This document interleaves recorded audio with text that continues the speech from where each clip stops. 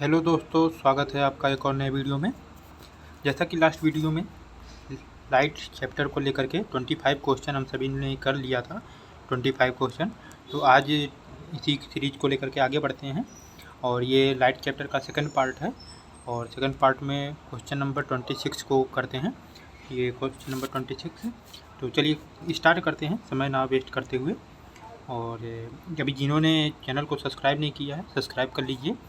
और ये क्वेश्चन जो आप सभी के सामने दिख रहा है, दर्पण और लेंस में मुख्य अंतर क्या है, ये आपका केवीएस का क्वेश्चन है, केवीएस पीआरटी में।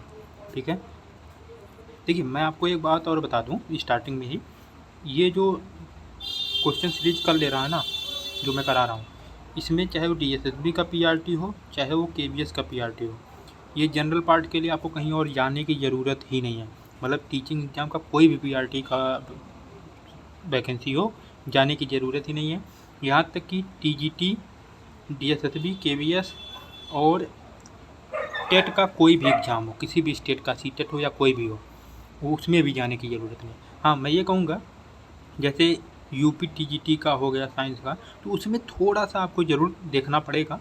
ठीक है, लेकिन ये है कि और सभी चीज़ों के लिए ये बहुत ही ज़्यादा हेल्पफुल है। ठीक है, तो चलिए आगे समय ना वेस्ट करते हुए क्वेश्चन पढ़ते हैं। दर्पण और लेंस में मुख्य अंतर क्या है? मुख्य अंतर क्या है? प्रतिबिंब का प्रकार, माध्यम, दिशा और धातु। चलिए बताइए।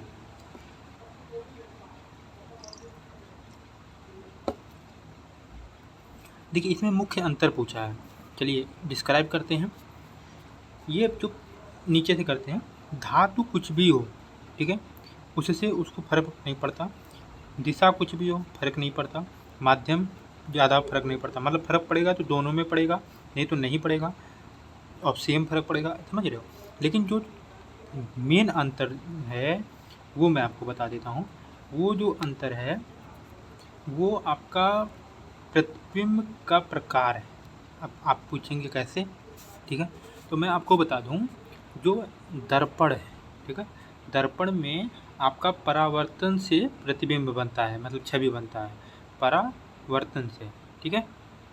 और जो ये आपका लेंस है, इसमें अपवर्तन से, ठीक है, समझ रहे हो। तो ये आपका डिफरेंस है, ठीक है, ये आपका डिफरेंस है। तो इसका राइट ऑप्शन क्या होगा? Option number A. चलिए नेक्स्ट क्वेश्चन पर चलते हैं, क्वेश्चन नंबर 27। आप सभी को क्लियर दिख रहा होगा, तो पढ़ते हैं। दर्पण का प्रयोग प्रकाश को वापस भेजने में होता है, जबकि लेंस का प्रयोग किस में होता है? बताइए। प्रकाश को रोकने में होता है, या प्रकाश को परावर्तित करने में, या प्रकाश को अपवर्तित करने में, या कोई नहीं, मतलब इनमें से कोई नहीं। बताइए।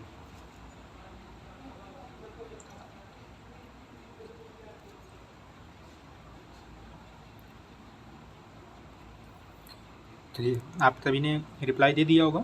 इसका जो राइट ऑप्शन होगा ऑप्शन नंबर सी, मतलब कि दर्पण का जो यदि प्रयोग प्रकाश को वापस भेजने का क्या मतलब है? कि जिस माध्यम से आया है उसी माध्यम में वापस चला जाए, मतलब कि परावर्तन है। ठीक है, इसका मतलब क्या हो गया कि परावर्तन से आपका दर्पण रिलेट करता है। ठीक है, लेकिन जो लेंस है, लेंस आपका अपवर्तन, मतलब कि वो परावर्तित करता है, समझ रहे हो। ऐसा नहीं कि उसी को वापस भेज देगा, ऐसा नहीं। ठीक है, परावर्तित करके उसका मतलब जो एंगल है वो सब चेंज करता है। परावर्तन का तो यही मतलब होता है ना। परावर्तन क्या होता है कि जिधर आया उसी तरफ चला गया, लेकिन जो अपवर्तन होता है, ये आया, उसको एंगल जो है या लंब है उसको चेंज करता है। ठीक है, ये होता है। चलिए आगे बढ़ते हैं क्वेश्चन नंबर 28 पे। अपवर्तन का कारण क्या है? ये आपका डीएसएसबी का क्वेश्चन है। अभी आप देख रहे होंगे कि कितना इंपॉर्टेंट क्वेश्चन आपको मिल रहा है। ठीक है, अपवर्तन का कारण है द्रव्यमान में अंतर, प्रकाश की गति, दिशा में अंतर और सतह की चमक। बताइए राइट ऑप्शन क्या है?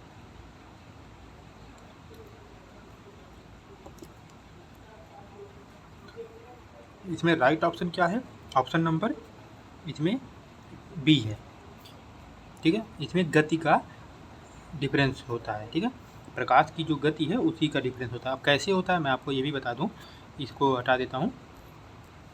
देखिए आप सभी ने देखा होगा कि फर्स्ट डे से ही पूरा अच्छे से एक्सप्लेनेशन चल रहा है, ठीक है। इसी प्रकार से आगे भी चलेगा। चलिए मैं आपको बताता हूँ प्रकाश की गति क्या है। अपवर्तन का जो ये होता है, देखिए मैं आपको बता दूँ।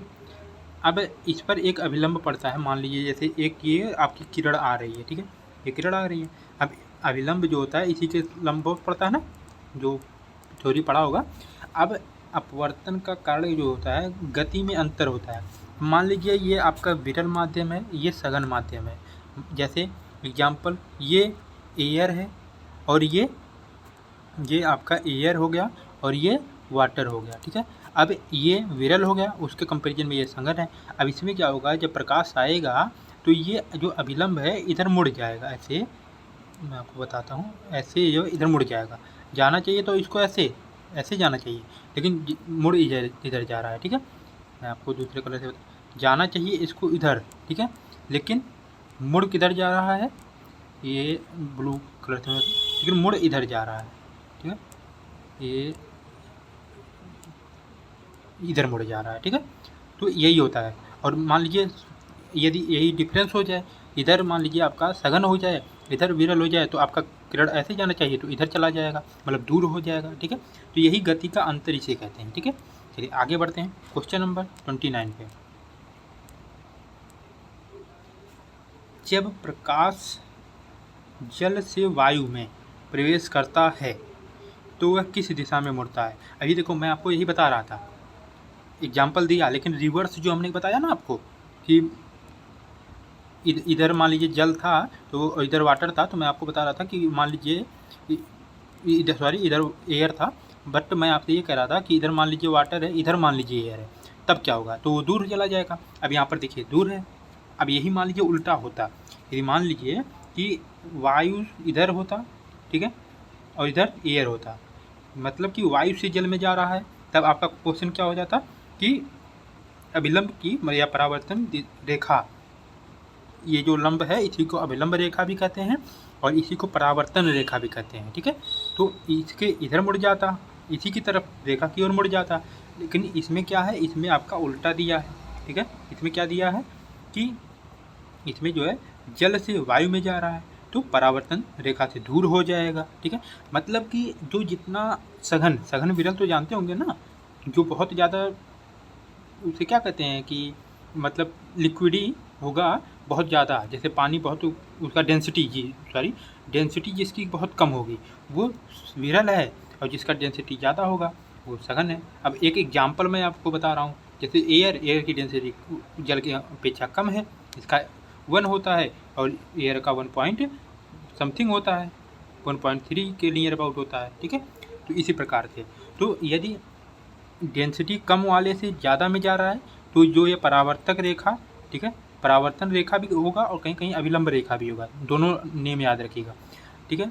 यदि सघन से मतलब जिसकी डेंसिटी ज़्यादा है और कम में जा रहा है इस क्वेश्चन के अकॉर्डिंग, तो इधर जो आपकी रेखा है इधर से दूर हो जाएगा, इधर से दूर हो जाएगा, और जब डेंसिटी कम वाले से ज़्यादा में जा रहा है तो इधर पास आ जाएगा, ठीक है। तो इसका राइट ऑप्शन मैं आपको बता देता हूँ, राइट ऑप्शन क्या है, परावर्तन से दूर हो जाएगा, ठीक है, क्योंकि ये किस में जा रहा है किस में जा रहा है, कम डेंसिटी वाले में जा रहा है, ठीक है। चलिए आगे बढ़ते हैं।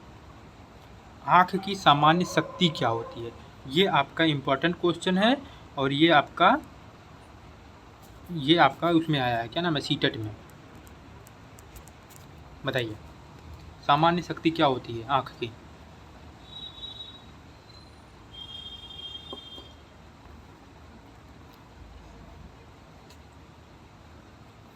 आँख की सामान्य शक्ति जो होती है वो 60 डायोप्टर होती है, ये आप नोट कर लीजिए, याद कर लीजिए, ठीक है। आगे बढ़ते हैं। उत्तल दर्पण द्वारा बनी छवि कैसी होती है, उत्तल दर्पण हो या अवतल लेंस हो, दोनों इक्वल है, ठीक है। कैसी होती है आप बताइए। इसकी जो छवि होती है वो आभासी सीधा होती है, ठीक है, समझ रहे हैं। हमेशा हमेशा ये ऑलवेज हमेशा है, ऐसा ही होता है, ठीक है, क्योंकि अवतल दर्पण से और उत्तल दर्पण से अवतल लेंस से एक ही प्रतिबिंब बनती है, यही। ठीक है। Question number 32। चलिए ये देखिए क्वेश्चन आ गया आपका। जब प्रकाश एक माध्यम से दूसरे माध्यम में प्रवेश करता है तो क्या होता है?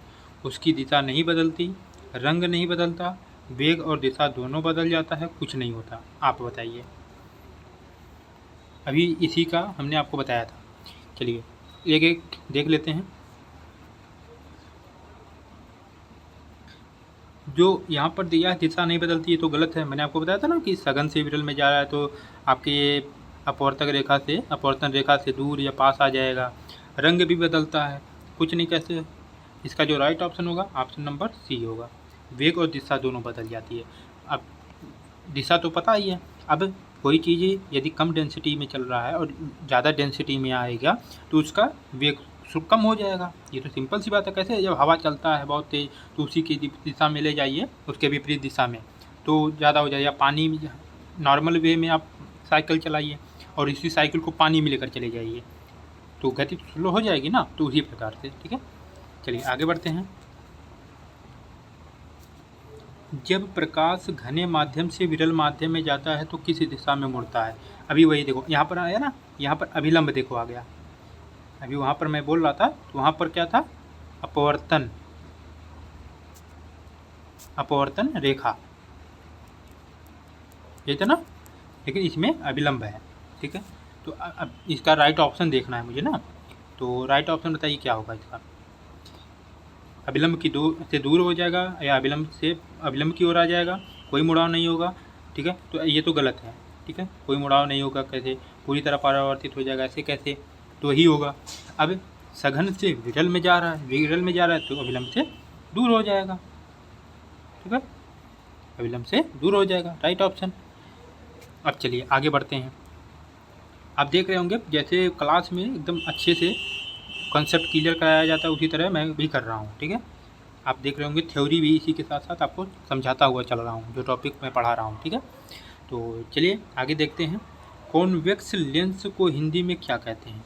इसका सिंपल सा, ये तो हिंदी और इंग्लिश का आ गया है। ठीक है। तो इसमें कॉन्वेक्स लेंस जो आपका है उसे क्या नाम है, उत्तल लेंस कहते हैं।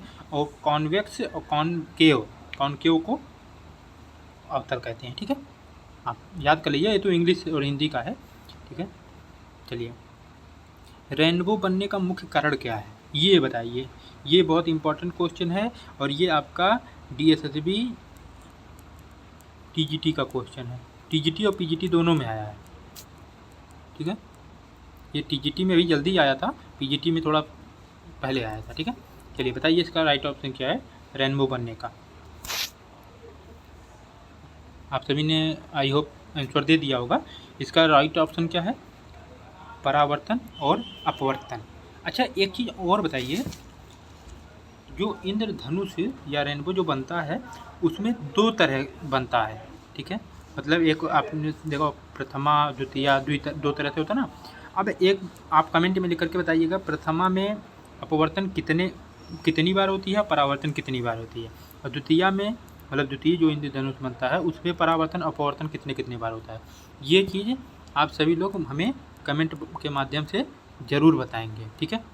मैं सभी लोगों का कमेंट पढ़ता हूँ। ठीक है।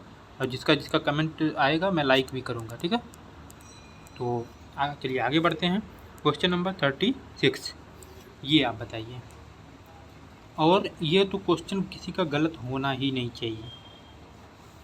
ठीक है। ये क्वेश्चन आप सभी में से किसी का गलत नहीं होना चाहिए। लेंस की फोकस दूरी कैसे ज्ञात करते हैं बताइए। आई होप आपने रिप्लाई दे दिया होगा कमेंट में। इसका ऑप्शन हो गया सी। क्या होता है? जो फोकस दूरी होती है वो त्रिज्या की आधी होती है। अब इसी को आप ये भी कह सकते हो कि जो त्रिज्या होती है R=2f होता है। ठीक है। अब ये दोनों आपका होता है। ठीक है। ये भी होता है, ये भी होता है। ठीक है। चलिए आगे बढ़ते हैं।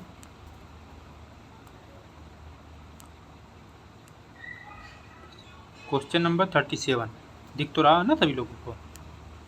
चलिए दिख रहा है, अच्छे से दिख रहा है सभी लोगों को। नीचे आपका क्वेश्चन है, ऊपर क्वेश्चन है, ऑप्शन नीचे है। ठीक है, चलिए बताइए, जब प्रकाश किसी सतह से टकराकर लौटता है तो उसे क्या कहते हैं? ये आपका थ्योरी है, किसका, इसको ज़्यादा समय ना लगाते हुए, ये स्टार्टिंग टॉपिक है, ये परावर्तन है। ठीक है, समझ रहे हैं, लौट जा रही है ना इसमें, सॉरी ये लौट जा रहा है ना, यदि लौटता नहीं तो अपवर्तन होता। देखिए ऐसी छोटा छोटा चीज़ें हैं ना, और आप पढ़ लेंगे तो बहुत अच्छा रहेगा। चलिए आगे बढ़ते हैं। दर्पण का छवि निर्माण सूत्र क्या है, ये आप बताइए। दर्पण और लेंस में बहुत छोटा सा माइन्यूट अंतर है। ठीक है, बताइए। इसका राइट ऑप्शन होगा बी। क्या होता है? 1/f is equal to 1/v minus होता है 1/u। ठीक है, अब यदि ये लेंस का पूछे, लेंस में आपका ए ऑप्शन हो जाएगा, बीच में प्लस हो जाता है। अच्छा ये तो पता होगा ना, एफ क्या है? फोकस दूरी है। ये वी क्या है? ये छवि की दूरी है। ठीक है, छवि दूरी है। और ये यू क्या है? यू क्या है? वस्तु की दूरी है। ठीक है, मतलब दर्पण से वस्तु कितनी दूरी पर रखा जाता है उसको लेकर के। ठीक है, रॉड शेल किसके लिए उत्तरदायी होता है? 39 क्वेश्चन बताइए। रॉड शेल जो है किसके लिए उत्तरदायी होता है? रंग की पहचान करने के लिए, प्रकाश की तीव्रता के लिए, ध्वनि तीव्रता के लिए, या आँख का आकार बताने के लिए? बताइए। रॉड शेल जो होता है वो आपकी किसके लिए होती है? वो आपका प्रकाश की तीव्रता के लिए होती है। Option number B is right option. ठीक है, देखिए मैं ये भी आपको एक ट्रिक बता देता हूँ पढ़ने का, जो सबसे अच्छा तरीका होता है। जैसे मान लीजिए कोई क्वेश्चन आपको नहीं आ रहा है, जैसे ये क्वेश्चन है ना, एक बार आपने तैयार किया, ठीक है, अभी आप मान लीजिए साथ साथ लगा रहे होगे, पढ़ रहे होगे, मान लीजिए आपका गलत ऑप्शन हो गया, कोई बात नहीं, आप इसी वीडियो को दोबारा देखिएगा। ठीक है, क्योंकि आपके मन में ये आ गया है, तुरंत नहीं, 2 घंटे 3 घंटे बाद। अब उसमें ये आप नोटिस करिएगा कि जो आपका क्वेश्चन गलत हुआ वो सही हो रहा कि नहीं। ठीक है, यदि तब भी नहीं होगा तो आप एक काम करिएगा, एक कॉपी में जो क्वेश्चन नहीं आ रहा है उसको नोट कर लीजिएगा, और ऑप्शन भी नोट कर लीजिएगा। ऑप्शन क्या होता है? इलिमिनेट करके वो कंसेप्ट तैयार होता है ऑप्शन से। ठीक है, और ऑप्शन रटने के लिए कभी नहीं होता, उससे कंसेप्ट तैयार होता है। ठीक है, कैसे, क्यों उसको मैं कट कर रहा हूँ, ये सारी चीज़ें। ठीक है, फिर उसके बाद कुछ दिन बाद, 1-2 दिन बाद, आप ऐसे मान लीजिए लेटे हुए हो या कहीं टहल रहे हो, आप इसी को ऐसे देखते रहिएगा और तुरंत उसी में करते। यदि आपका उस समय अच्छे से सब कुछ बन रहा है, कोई क्वेश्चन नहीं गलत, तब समझ लीजिए आपके माइंड में वो अच्छी तरह से कॉन्सेप्ट के साथ सब कुछ क्लियर हो गया है। ठीक है, तो आप एक बार ये ट्रिक अपनाइएगा, क्योंकि मैं भी जब पढ़ता था तो इसी तरह से करता था, तो एक्सपीरियंस मैं आपको बता रहा हूँ अपना। ठीक है, चलिए आगे बढ़ते हैं। क्वेश्चन नंबर 40, किसी माध्यम में प्रकाश की गति अधिक होती है, किस माध्यम में? देखिए अभी ये मैंने आपको बताया था लास्ट वीडियो में, और ये मैं कंपेरिजन करके बताया था, मैं एक बार और भी अभी क्लियर कर देता हूँ।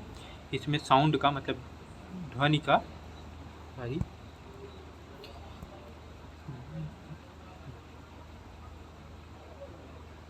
ध्वनि से, और इसको कंपेरिजन किया था। ठीक है, ये आप मुझे एक काम करिए, कमेंट में बताइएगा ध्वनि का ये क्रम क्या है। ठीक है, चलिए अब मुझे आप बताइए, किस माध्यम में प्रकाश की गति सबसे ज़्यादा होती है? बताइए, बताया ही था, वायु में। अब इसी में मान लीजिए एक ऑप्शन आपको मिल जाए निर्वात, यदि आपको एक ऑप्शन मिल जाता है निर्वात, तो आपका ऑप्शन नंबर ये निर्वात वाला हो जाएगा, मतलब कि ऑप्शन नंबर ही हो जाएगा। ठीक है, लेकिन ऑप्शन यही है। निर्वात मतलब क्या होता है कि जहाँ पर वायु भी ना हो, एयर भी ना हो। ठीक है, और आपको पता है कि जो ये आपका प्रकाश है उसको किसी माध्यम की ज़रूरत ही नहीं होती। ठीक है, चलिए क्वेश्चन नंबर 41, अपवर्तनांक की इकाई क्या है, ये बताइए। बहुत इंपॉर्टेंट क्वेश्चन, पीआरटी का क्वेश्चन, पीवाईक्यू है ये, बताइए।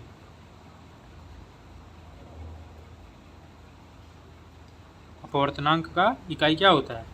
कुछ नहीं होता, अपवर्तनांक की इकाई ही नहीं होती। ठीक है, इसीलिए दिया है। पीआरटी में ऐसे छोटे छोटे क्वेश्चन होंगे, लेकिन वो बहुत ट्रिकी होंगे। अब कोई ऐसे जिसको नहीं पता होगा वो सोचेगा अपवर्तनांक है, कुछ तो इकाई होती होगी, लाओ डायोप्टर लगा देता हूँ, क्योंकि इसको मीटर तो पता होगा कि मीटर, क्योंकि बहुत लोगों को मीटर तो लंबाई होता है, सिंपल सी बात है, न्यूटन भी पता होगा बल की मात्रा, लेकिन डायोप्टर ज़्यादा लोगों को नहीं पता होगा। तो ऐसा सोचेंगे ये तो नया है, लाओ इसी को लगा देते हैं, लेकिन नहीं, ये अब कोई नहीं होता, ठीक है, इसका कोई इकाई नहीं है, ठीक है, ऐसे कॉन्सेप्ट वाला आता है, ठीक है। चलिए क्वेश्चन नंबर 42, दृष्टि दोष मायोपिया का इलाज कैसे किया जाता है? बताइए, मायोपिया का इलाज जो है वो आपका कैसे किया जाता है? तो इसके लिए अवतल लेंस का यूज किया जाता है, ठीक है। चलिए आगे बढ़ते हैं नए क्वेश्चन पे। क्वेश्चन नंबर 43, ये आपका क्वेश्चन बहुत इंपॉर्टेंट है और ये क्वेश्चन आपका आया है केबीएस में। पानी में तैरती हुई छड़ी टेढ़ी क्यों दिखाई देती है? ये केबीएस में भी आया है, सीटेट में भी आया है, लेकिन ये जो मैं क्वेश्चन उठाया हूँ ये केबीएस से ही आया है, ठीक है, क्योंकि ये क्वेश्चन तो एक ही बार रखूँगा ना, तो कहीं से भी मैं उठा लिया, लेकिन जो मुझे दिखा वो इसी में से मैंने रख लिया, ठीक है। देखिए, पानी में जो छड़ी तिरछी दिखाई देती है, या फिर आप एक भी देखते होगे कि आपको सिक्का यदि पानी में बाल्टी में डाले हो थोड़ा सा ऊपर ही दिखाई देता है, ये क्यों होता है? क्योंकि प्रकाश का अपवर्तन हो जाता है, ठीक है, समझ रहे हो, अलग अलग अपवर्तनांक होता है ना पानी और एयर का, इसलिए। चलिए आगे बढ़ते हैं। क्वेश्चन नंबर 44 सॉरी, दृष्टि दोष हाइपरमेट्रोपिया में कौन सी वस्तु धुंधली दिखाई देती है? बताइए, ये क्वेश्चन आप कहीं नोट कर लीजिएगा, जो डीएसएसबी का टीजीटी का एग्ज़ाम होगा उसमें आएगा, क्योंकि ये आपका 2021 का क्वेश्चन है जो डीएसएसबी में आया था, ठीक है, डीएसएसबी में ये क्वेश्चन आया था, ठीक है, तो नोट कर लीजिएगा, ये आएगा, लिख करके ले लीजिए। इसमें पास की वस्तु नहीं दिखाई देती, समझ रहे हो, इसमें जो है पास की वस्तु नहीं दिखाई देती, ऑप्शन नंबर ए राइट है, ठीक है। चलिए आगे बढ़ते हैं नेक्स्ट क्वेश्चन पर। क्वेश्चन नंबर 45, कौन सा लेंस सभी रंगों को अलग अलग मोड़ता है? बताइए, एक बार आप सभी लोग ध्यान से पढ़ेंगे इसको, कौन सा लेंस सभी रंगों को अलग अलग मोड़ता है? समतल, अवतल, प्रिज्म, उत्तल, ठीक है। इसका राइट ऑप्शन क्या होगा? आई होप आपने दे दिया होगा प्रिज्म। ये बहुत कंसेप्ट वाला है, ये ध्यान दीजिएगा, ये आंसर क्या होगा? प्रिज्म, आंसर प्रिज्म है, ठीक है। प्रिज्म आपने जब पढ़ा होगा तो ऐसे प्रिज्म होता है, किरण आती है तो ऐसे यहाँ से अपवर्तन होता है, फिर अपवर्तन के बाद कई 7 रंगों में विभक्त हो जाता है, जो विबज्योर आपको बताया था ना लास्ट वीडियो में, वही है। प्रिज्म ही सबको अलग अलग मोड़ता है, रंग है ना, ये रंग है, समझ रहे हो, तो यही है। चलिए आगे बढ़ते हैं। इंद्रधनुष में कितने कलर बनते हैं, कितने रंग बनते हैं? बताइए, इंद्रधनुष में कितने रंग बनते हैं? इसमें ज़्यादा समय वेस्ट ना करते हुए आप सबको पता होगा 7 कलर बनते हैं, राइट। इसमें क्या है? 7 कलर बनते हैं, ठीक है।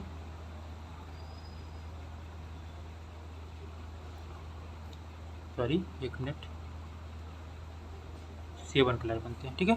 चलिए आगे बढ़ते हैं। क्वेश्चन नंबर 47 सॉरी, डायोप्टर किसकी इकाई है? अभी हमने आपको बताया था, आपको याद होगा।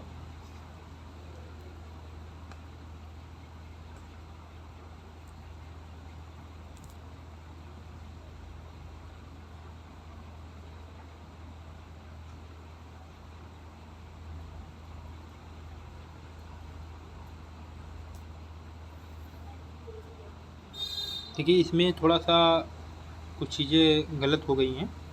फोकस दूरी, तीव्रता, इसमें फोकस दूरी या क्षमता होना चाहिए, मुझे लगता है ऑप्शन इसमें कुछ लेंस की क्षमता का मात्रक होता है, लेकिन यदि वैसे देखोगे तो फोकस दूरी का व्युत्क्रम अनुपाती मतलब होता है, ठीक है। तो आप ये कर सकते हो, लेकिन इसका जो सबसे अच्छा आंसर माना जाएगा वो आपका लेंस की क्षमता होगा, लेंस की क्षमता जो है वो होगा, ठीक है।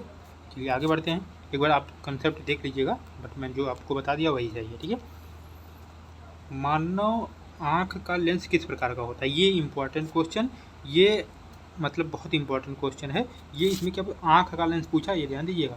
जो आँख के अंदर लेंस होता है वो कैसा होता है, ठीक है। ये यूपी टीजीटी का क्वेश्चन है, यूपी टीजीटी का। और यूपी टीजीटी का जो क्वेश्चन आता है वो अच्छे लेवल का आता है, ये ध्यान दीजिएगा। टीएसएसबी से भी अच्छे लेवल का क्वेश्चन आता है। बताइए, समतल होता है या उत्तल होता है, अवतल होता है, बेलनाकार होता है। इसको आप सभी लोग मस्तिष्क में सेव कर लीजिए, जहाँ पर भी सेव कर पाइए। इसमें क्या होता है, उत्तल होता है, ठीक है। चलिए आगे बढ़ते हैं। क्वेश्चन नंबर 49, रंगों के स्पेक्ट्रम में कौन सा रंग सबसे अधिक झुकता है, बताइए। और जो झुकता है उसी का प्रकटन सबसे ज़्यादा होता है। तो सिंपल सी बात है, बैगनी, विबज्योर, वी वॉयलेट।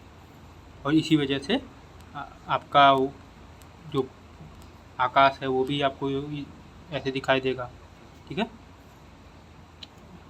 आगे बढ़ते हैं।